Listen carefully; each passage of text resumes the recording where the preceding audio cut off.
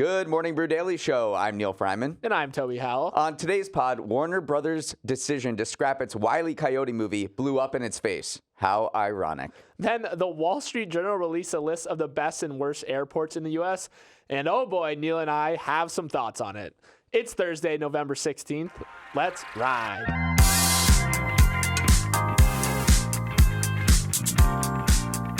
Neal, some quick housekeeping to start the show today. I'm going to be out tomorrow, which means the return of our wonderful substitute host, Kyle. The show will still be incredible, though. You got Neal here. You'll have Kyle, but there will probably be a few less dad jokes. Also, you all have certainly come through with sending us questions for our special Black Friday episode that we have planned.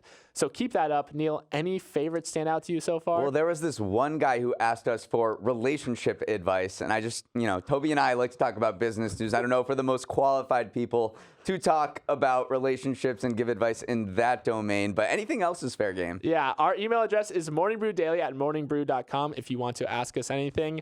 I said ask us anything, but I do draw the line at the person who asked for feet pics. That's the line right there. All right, before we start the show, a quick shout out to our sponsor, Brex.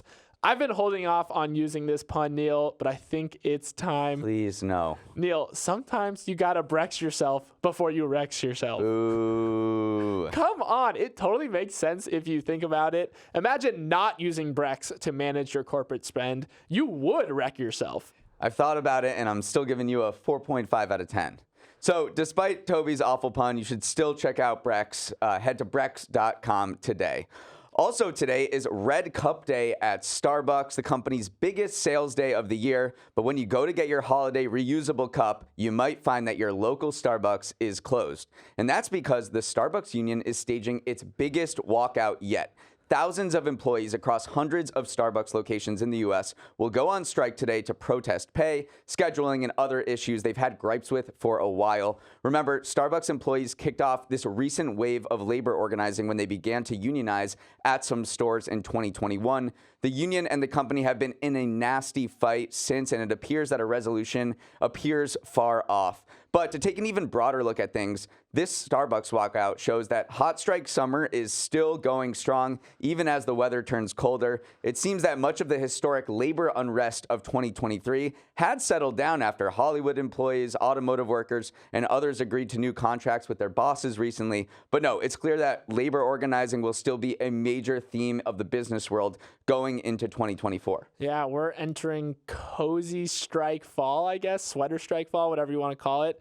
This decision to strike on Red Cup Day is interesting on a lot of levels because it is a massive sales day for Starbucks. Last year, Starbucks actually had its best single sales day ever, even though employees did stage a walkout. So I do think both of them are almost okay with it because the employees walking out get a lot of publicity because it's such a big day. But then Starbucks is saying, we'll still probably do okay on this massive sales day for us. So you're getting kind of PR on both sides of the equation here.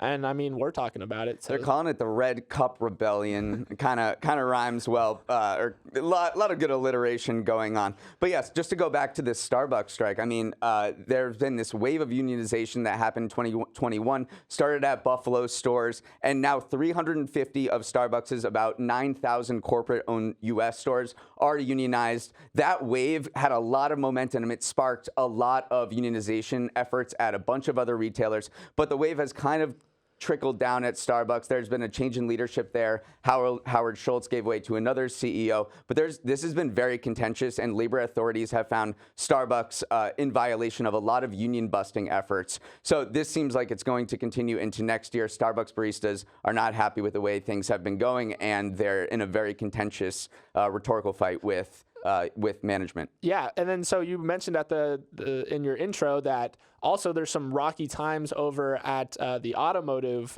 industry because things are looking especially rocky over at GM. The vote by union members on whether to accept the tentative labor contract that led the UAW to declare an end to its strike was actually too close to call yesterday. Remember, this was hailed as this big win, especially by Sean Fain, that these historic gains in wage growth and prompted other non-unionized car makers to hike wages as well. But then some veterans actually, when it came down to it, felt like they weren't getting big enough raises and that most of the new gains were going to newer automotive workers. So all of a sudden, this is looking a little dicey. It still is probably expected to pass, but again, we declared an end to the strike, but it's getting a little dicier than they would expect. Yeah, and then you go to pharmacy chains, and pharmacy workers at CVS, Walgreens, and Rite Aid is now bankrupt, but things are not going well over there. In the past few weeks, staff there have done this thing they called Pharmageddon. I guess union organizers are really good at this branding stuff, but they've also worked out to protest scheduling issues and being overworked. So in that industry, there's been a lot of tumultuous times going on because they're all closing stores, and there's a lot of areas in the U.S. that don't have a local CVS or Walgreens anymore because these chains have closed down. Workers feel like they're overworked, and they've also started to protest and walk out. That's been going on this entire summer. There also does not appear to be a resolution in that industry. My favorite union battle going on right now is happening at REI, actually, who has 8 unionized stores, but the unionized workers have been claiming the company has been dragging its feet in negotiation. And then basically they said that REI came back to them and say it's throwing off the co-op's vibe by unionizing, essentially. So everyone knows the most important thing when it comes to unionization is the vibes, which is just a hilarious thing. And what's interesting about REI is it gives off this very progressive vibe. Right. They're a co-op. They give a lot of money to nonprofits, and employees are saying, wait, you're this progressive company, but you're not recognizing our union. Something is not squaring with that. So these labor battles are going to continue into next year for sure. We can't say they're heating up because it's going into fall now. It's cool. They're cooling down, I guess. Neal, TikTok has finally been banned in Nepal. The decision was made to put the kibosh on everyone's favorite pre-bedtime time waster because, according to the government, it was disrupting social structures in the country. What does that mean exactly? Well, Nepal has instituted strict rules outlining what is considered forbidden content, which includes hate speech, the promotion of sexual exploitation and drugs, fake news, and terrorism-related messages, all of which they saw proliferating on TikTok. Now, Nepal is not the first nation to take aim at TikTok. India and Afghanistan both outright banned it years ago, while the US, Australia, Britain, Canada, and New Zealand have all placed restrictions on its use on government devices. But Neal, another ban, albeit in a small market with only 2 million or so total users, opens up this can of worms again. Is TikTok a danger to society, or is Nepal muzzling its citizens by stripping away a platform for free expression? Right. You have a lot of free speech groups saying this is an attack on democratic norms because there were a lot of journalists and anti-government people who used TikTok to express their speech. And they're saying that this is the government cracking down on their, they don't have the First Amendment there, but their right to free speech. One of the critics of this ban said, if you have a boil on your neck, you don't chop off your neck. You go after the root cause, which is these particular bad actors on the platform. You don't completely wipe out the entire platform. That said, TikTok is not going to take any real hit from this. It's 2.2 million users in the country, and they have over 1 billion monthly users around the world. So this is just kind of a sign that there is growing hostility to TikTok, not just in the U.S., but around the world, especially in Asian countries. I mean, India is the most populous country on earth, and it doesn't have TikTok. Yeah, they axed that a while ago, back in 2021. Calls for banning TikTok in the U.S. have kind of slowed a little bit in the post-summer months, but they're kind of ramping back up as the Israel-Hamas war starts to proliferate, and content around that starts to proliferate on the platform. It's also especially timely because more Americans are getting their news on TikTok, which is basically the opposite of the trend we've seen on most other social media sites. Currently, 43% of TikTok users say that they sometimes get their news from the site. Still, there's less likely than people getting news from Twitter or X, so it's not up there with like the top news sites. But it is interesting to see that it's the only news site trending upwards in terms of what people are getting their news from. So again, Nepal is maybe not the biggest market, but the reason why we're talking about it because it is emblematic of a larger theme here. Yeah, I mean that the number 43% is big, but when you look at the context of 2 years ago, that number was just 23% of people getting their news on TikTok. And TikTok used to be known as this music app, this dancing app, and now it is being used as people's definitive news source. Is a little scary. And I would say that the criticism of TikTok or the reason to ban it has moved from beyond it was, your data, Americans' data, would be compromised by the Chinese government, to instead an argument that China is using it as a propaganda tool because of how many people get their news on TikTok. We have these big geopolitical conflicts going on, like the Israel-Hamas war in Ukraine, and what China wants is to destabilize the West, and that is potentially what it's doing. No one can prove that it's pushing its own propaganda or it's tweaking its algorithms to show content that would be destabilizing towards the West or anything like that. But that is the concern. And I think the conversation around TikTok will move from, hey, it's hoovering up Americans' personal data, to this is a propaganda tool by the Chinese government to influence, public opinion in the United States against their own government. It is interesting to juxtapose it with the meeting going on in San Francisco right now, where Biden and President Xi are shaking hands and apparently making nice with each other, with this global, maybe destabilizing agent working in the background. So interesting juxtaposition. Toby, why does Warner Brothers keep shutting down movies after they've been made? Last week, the studio pulled the plug on its upcoming Wile E. Coyote movie, Coyote vs. Acme, even though it had finished shooting a year ago and was ready to hit the big screen.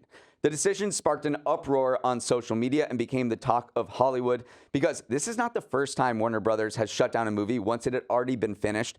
It's actually the third time. It recently scrapped both Batgirl and an animated Scooby-Doo movie, even though those had been nearly wrapped up. Following intense backlash, Warner Brothers reversed course this week and said it would shop around Coyote vs. Acme to other studios and streamers, so it may be revived after all. But the question still stands. Why dump a movie that people were excited about and had already been made? Help us understand this. I'll tell you why, Neal, and it comes down to tax breaks. Warner Bros. Gets a $30 million tax write-off by not releasing this movie. It also gets to save on the marketing and distribution costs. So this is a classic money over art debate.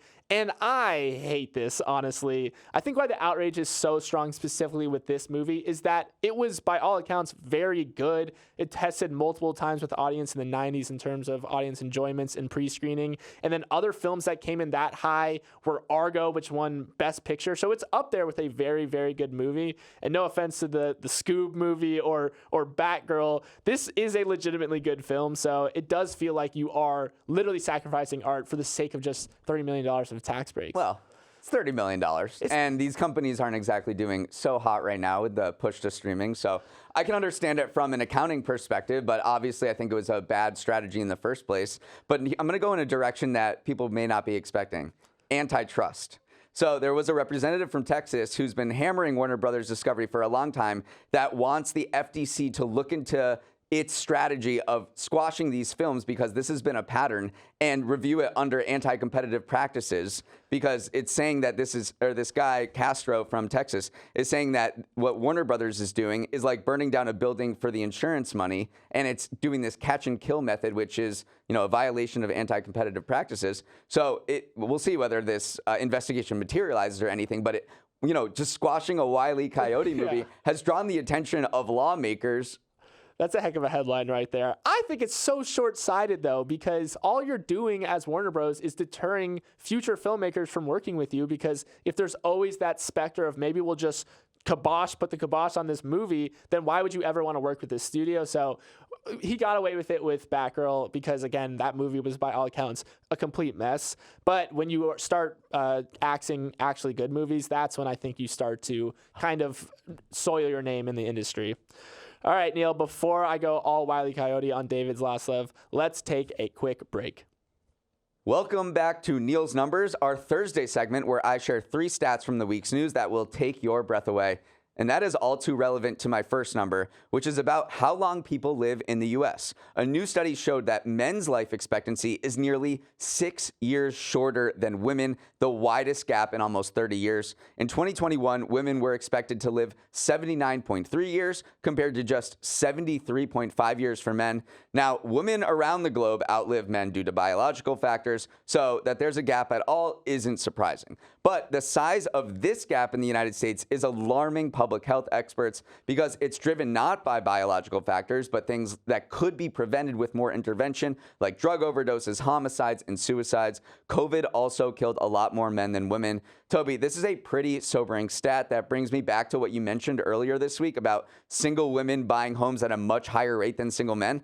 A lot of those single women buying homes are widows because husbands are living significantly shorter lives than their wives. Yeah, this is one number you definitely do not want to see get bigger in any sense because, yeah, having life expectancy go down is just in the age of modern medicine, in America of all places. Like, that is something that is truly kind of sobering for a lot of people. So definitely things have to change. Obviously, COVID played a huge role in this, but not a number you want to see expand. No, there's a lot of countries out there that have a life expectancy of over 80 years old. Japan, Korea, Portugal, the UK, and also the life expectancy in the United States between men and women is lower than that of Turkey and China. Yeah.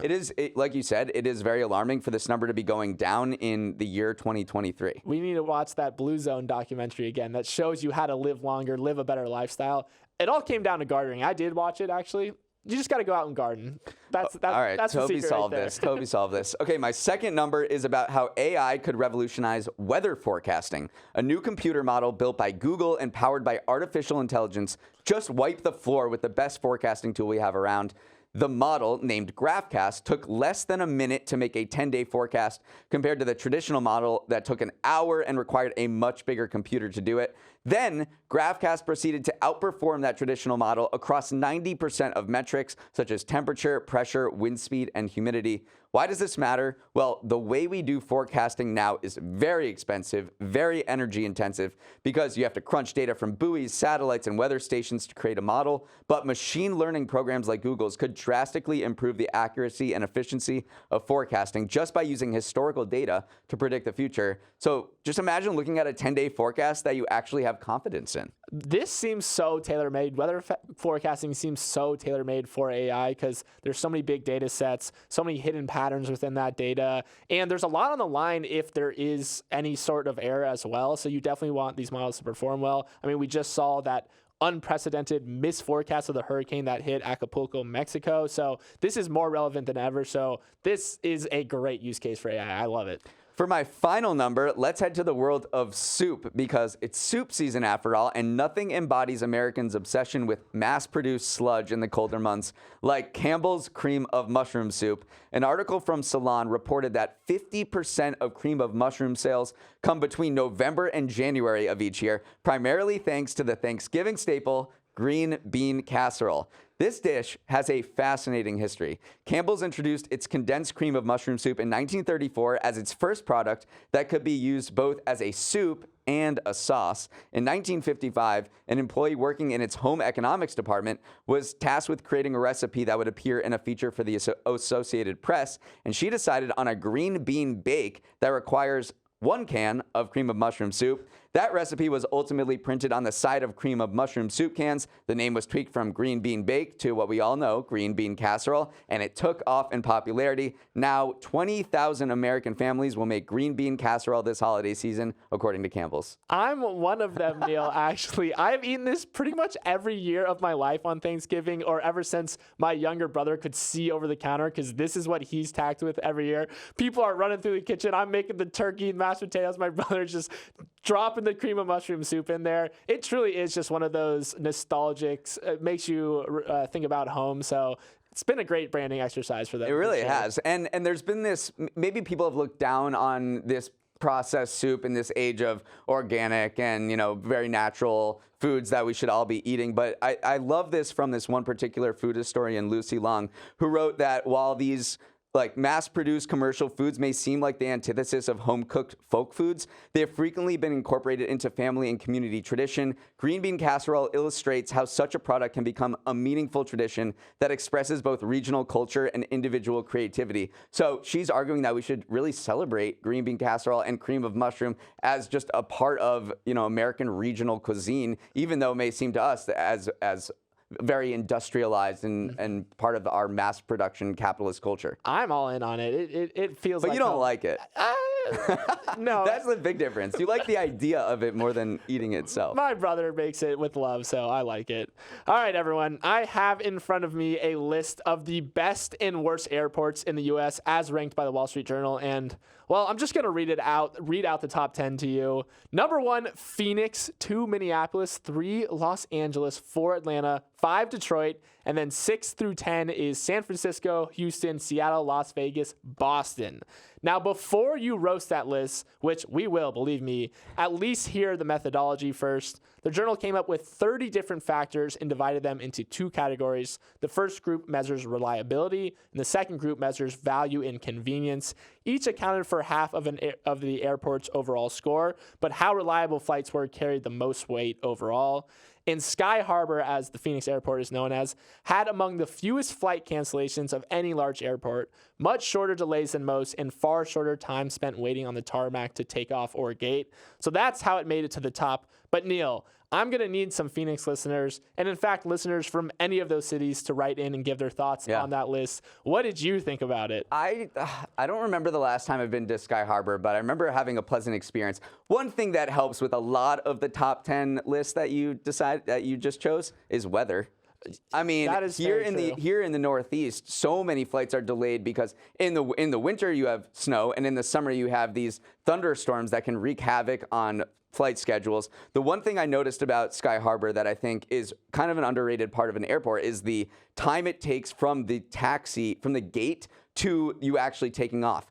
At LaGuardia, I've been in lines of 30 to 35 planes. You're at the other end of the runway and you see all these dozens of planes waiting to take off. And at Sky Harbor, it takes under 15 minutes on average to leave from the gate to, getting in the air. While at JFK, that's 26 minutes. I think that is an underrated part of an airport because you don't want to be waiting on the ground for so long. It's just a tease. Also, another reason Phoenix ranks so high is that nearly 75% of the airport's passengers are local. So contrast that with an airport like Charlotte, for instance, where 70% of the passengers are connecting.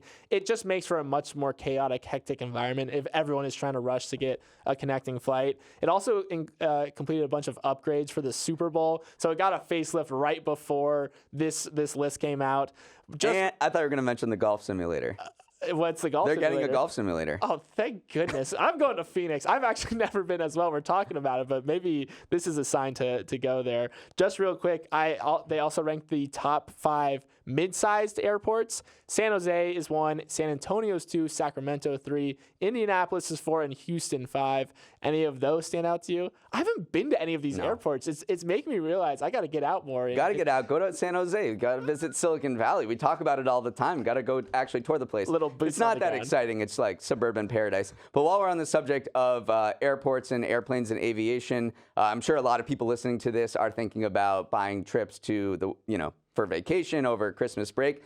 There are a lot of good deals to be had right now because aircraft aviation industry increased their capacity. They have 260 million seats to fill this quarter, so they're dropping fares like crazy. Southwest is offering deals of $29 one way, so you're not too late if you want to go to San Jose or Phoenix or anywhere else we've talked about for the break. I love when you tell people about the deals. That's news you can use, Neal. That's why you listen to this podcast.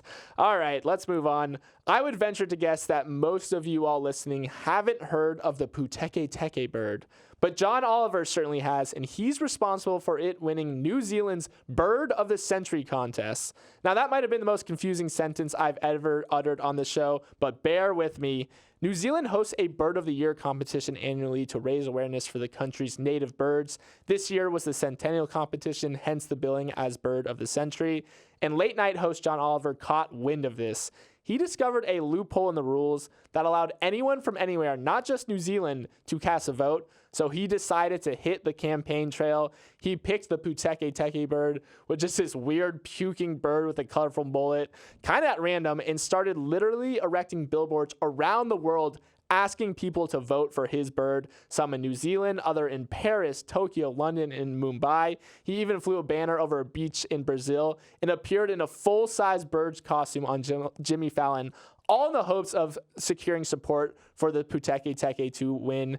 Neal, he spent real money on this competition, and he won. And there was opposition. The fans of another type of bird bought a billboard and said, "John Oliver, don't disrupt the pecking order, sir."